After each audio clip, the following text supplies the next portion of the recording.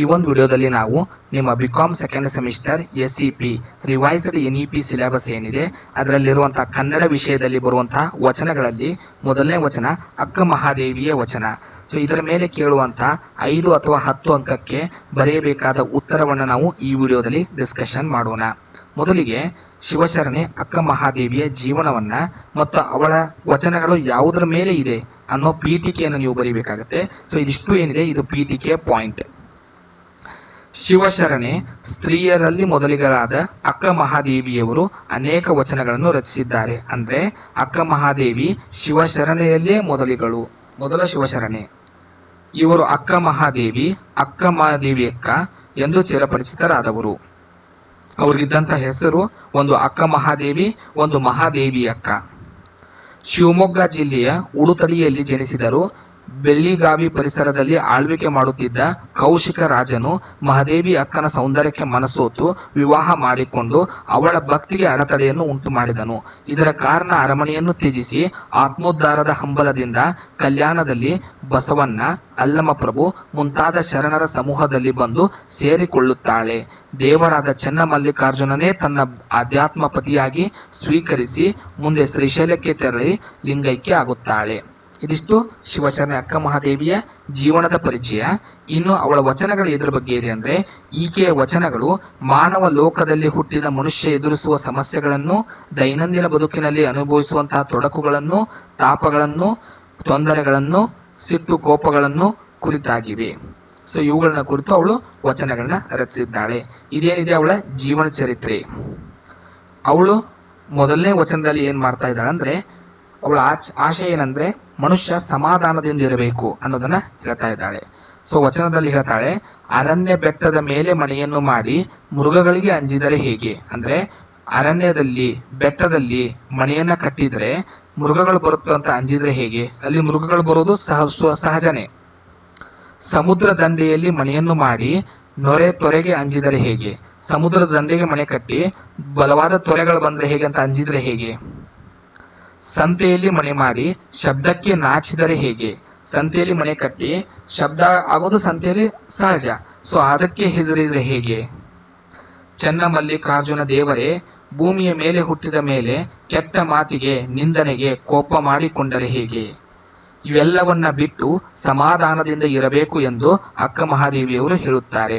ಅಂದ್ರೆ ಅರಣ್ಯ ಬೆಟ್ಟದ ಮೇಲೆ ಮನೆ ಮಾಡಿ ಮೃಗಕ್ಕೆ ಅಂಜಬಾರದು, ಸಮುದ್ರದ ದಂಡೆಯ ಮೇಲೆ ಮನೆ ಕಟ್ಟಿ ತೊರೆಗೆ ಅಂಜಬಾರದು, ಸಂತೆಯಲ್ಲಿ ಮನೆ ಕಟ್ಟಿ ಶಬ್ದಕ್ಕೆ ಅಂಜಬಾರದು, ಹಾಗೇನೆ ಭೂಮಿಯ ಮೇಲೆ ಮನುಷ್ಯರಾಗಿ ಹುಟ್ಟಿದ ಮೇಲೆ ನಿಂದನೆಗೆ ಕೆಟ್ಟ ಮಾತಿಗೆ ಹೆದರಬಾರದು.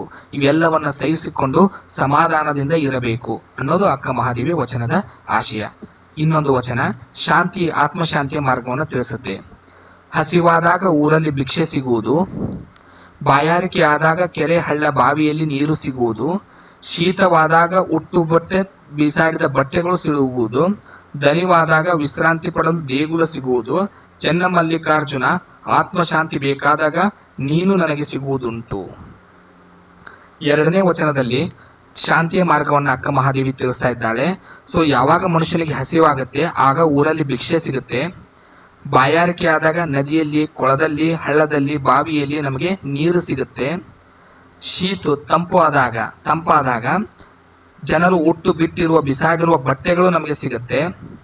ನಮಗೆ ದಣಿವಾದಾಗ ವಿಶ್ರಾಂತಿ ಪಡೆಯೋದಕ್ಕೋಸ್ಕರ ಯಾವುದಾದ್ರೂ ದೇಗುಲ ಸಿಗುತ್ತೆ.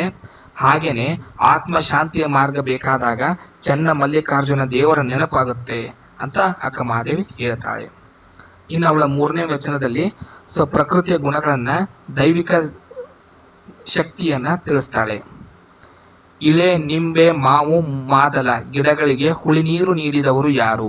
ಅಂದ್ರೆ ಇಳೆ ಗಿಡಕ್ಕೆ, ನಿಂಬೆ ಗಿಡಕ್ಕೆ, ಮಾವು ಗಿಡಕ್ಕೆ ಇವುಗಳಲ್ಲಿರುವಂತಹ ಹುಳಿ, ಆ ಹಣ್ಣುಗಳಲ್ಲಿರುವಂತಹ ಹುಳಿ ಏನಿದೆ ಅವುಗಳನ್ನ ಕೊಟ್ಟವರು ಯಾರು. ಕಬ್ಬು, ಹಲಸು, ಬಾಳೆ, ನಾರಿವಾಳಗಳಿಗೆ ಸಿಹಿ ನೀರು ನೀಡಿದವರು ಯಾರು. ಅಂದ್ರೆ ಕಬ್ಬಿನೊಳಗೆ, ಹಲಸು ಹಣ್ಣಿನೊಳಗೆ, ಬಾಳೆಹಣ್ಣಿನೊಳಗೆ, ನಾರಿವಾಳದೊಳಗೆ ಸಿಹಿ ಅನ್ನ ಯಾರು ಹಾಕದವರು. ಮರುಗ, ಮಲ್ಲಿಗೆ, ಪಚ್ಚೆ ಹೂಗಳಿಗೆ ಸುವಾಸನೆ ನೀಡಿದವರು ಯಾರು. ಮರುಗ ಹೂವಿಗೆ, ಮಲ್ಲಿಗೆ ಹೂವಿಗೆ, ಪಚ್ಚೆ ಹೂವಿಗೆ ಸುಗಂಧದ ವಾಸನೆಯನ್ನು ನೀಡಿದವರು ಯಾರು. ರಾಜಾನ್ಯ ಶಲ್ಯನ್ನ ಹೊರಗೆ ನೀಡಿದವರು ಯಾರು. ಅನ್ನದಲ್ಲಿರುವಂತಹ ರುಚಿಯನ್ನ ಕೊಟ್ಟವರು ಯಾರು. ಅವುಗಳಿಗೆ ಅದರದ್ದೇ ಗುಣ ಇರುವ ಹಾಗೆ ಚನ್ನಮಲ್ಲಿಕಾರ್ಜುನ ದೇವರಲ್ಲಿ ಶಾಂತಿ ಮತ್ತು ಮುಕ್ತಿ ಇರುವುದು.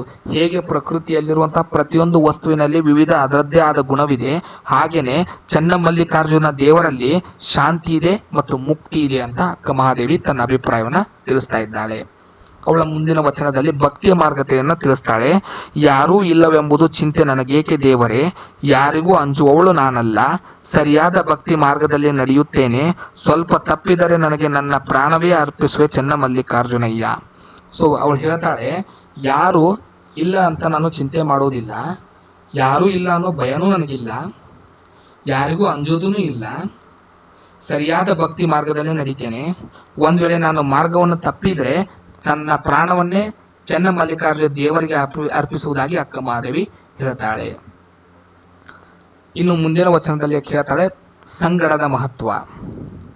ತಿಳುವಳಿಕೆ ಇಲ್ಲದವರೊಂದಿಗೆ ಗೆಳೆತನ ಮಾಡಿದರೆ ಕಲ್ಲು ಕುಟ್ಟಿ ಬೆಂಕಿಯನ್ನು ಪಡೆದುಕೊಂಡಂತೆ. ಒಳಗೊಂಡವರ ಸಂಗಮ ಮಾಡಿದರೆ ಗೆಳೆತನ ಮಾಡಿದರೆ ಮೊಸರು ಕಡೆದು ಬೆಣ್ಣೆ ಪಡೆದುಕೊಂಡಂತೆ. ಚನ್ನಮಲ್ಲಿಕಾರ್ಜುನ ಮತ್ತು ಶರಣರ ಸಂಘವನ್ನ ಮಾಡಿದರೆ ಕೈಲಾಸ ಪರ್ವತವನ್ನೇ ಕಂಡಂತೆ. ನಾವು ಬುದ್ಧಿ ಇಲ್ದಿರುವಂತಹ ಅಹಂಕಾರಿಗಳೊಂದಿಗೆ ಗೆಳೆತನ ಮಾಡಿದರೆ ಕಲ್ಲುಗಳನ್ನು ಜಂಜಿ ಬೆಂಕಿ ಪಡೆದಂತೆ. ಒಳ್ಳೆಯ ಗುಣಗಳನ್ನಿರುವಂತಹ ವ್ಯಕ್ತಿಗಳೊಡನೆ ನಾವು ಸ್ನೇಹವನ್ನ ಮಾಡಿದರೆ ಮೊಸರು ಕಡಿದು ಬೆಣ್ಣೆಯನ್ನು ಪಡೆದುಕೊಂಡಂತೆ. ಅವರಿಗಿಂತ ಉತ್ತಮ ಚನ್ನಮಲ್ಲಿಕಾರ್ಜುನ ದೇವರ ಶರಣರ ಸಂಘವನ್ನ ಅಂದ್ರೆ ಗೆಳೆತನವನ್ನ ಮಾಡಿದರೆ ಕೈಲಾಸ ಪರ್ವತವನ್ನೇ ಕಂಡಂತೆ, ಅಂದ್ರೆ ಮುಕ್ತಿಯನ್ನ ಕಂಡಂತೆ ಅಂತ ಅಕ್ಕ ಮಹಾದೇವಿ ಹೇಳ್ತಾ ಇದ್ದಾಳೆ. ಸೊ ಇವಿಷ್ಟು ಅವಳ ವಚನಗಳ ಆಶಯ. ಇದಿಷ್ಟು ನೀವು 10 ಅಂಕಕ್ಕೆ ಎಲ್ಲ ವಚನಗಳ ವಿವರಣೆಯನ್ನು ನೀವು ಬರೀಬೇಕಾಗತ್ತೆ. ಇವುಗಳಿಗೆ ಸಂಬಂಧ ಡೀಟೇಲ್ ಆಗಿರುವಂತಹ ನೋಟ್ಸು, 2 ಮಾರ್ಕ್ಸಿನ ನೋಟ್ಸು ಮತ್ತು ಪ್ರಶ್ನೋತ್ತರಗಳ ನೋಟ್ಸು, ಕ್ವಶನ್ ಬ್ಯಾಂಕ್ ಆನ್ಸರ್ ಬೇಕಂದ್ರೆ ಎಲ್ಲ ವಿಷಯಗಳ ಪುಸ್ತಕವನ್ನ ಪರಿಮಳ ಪುಸ್ತಕ ಅಂತ ನಾವು ಪಬ್ಲಿಷ್ ಮಾಡಿದೀವಿ. ಸೊ ಅದರ ಡಿಸ್ಕ್ರಿಪ್ಷನ್ ಅಲ್ಲಿ ಲಿಂಕ್ ಕೊಟ್ಟಿರ್ತೀನಿ. ಆ ಪುಸ್ತಕವನ್ನ ಹೇಗೆ ಆರ್ಡರ್ ಮಾಡಬೇಕು ಅನ್ನೋದು ನಿಮಗೆ ಡಿಸ್ಕ್ರಿಪ್ಷನ್ ಅಲ್ಲಿ ಸಿಗುತ್ತೆ. ಅದೇ ರೀತಿ ನಮ್ಮ ಆ್ಯಪ್ ಇದೆ, ಅದನ್ನ ನೀವು ಡೌನ್ಲೋಡ್ ಮಾಡ್ಕೊಳ್ಳೋದ್ರ ಮೂಲಕ ಎಲ್ಲ ತರಗತಿಗಳ ಕ್ಲಾಸ್ ಅನ್ನ ನೀವು ಪಡ್ಕೋಬಹುದು. PDF ನೋಟ್ಸ್ ಬೇಕಂದ್ರೆ ಅದರ ಲಿಂಕ್ನ ಕೂಡ ನಾವು ಡಿಸ್ಕ್ರಿಪ್ಷನ್ ಅಲ್ಲಿ ಹಾಕಿರ್ತೀವಿ. ಧನ್ಯವಾದಗಳು. ಮುಂದಿನ ವಿಡಿಯೋದಲ್ಲಿ ಮತ್ತೊಬ್ಬ ಮಹಾಶರಣೀಯ ವಚನಗಳೊಂದಿಗೆ ಸಿಗೋಣ.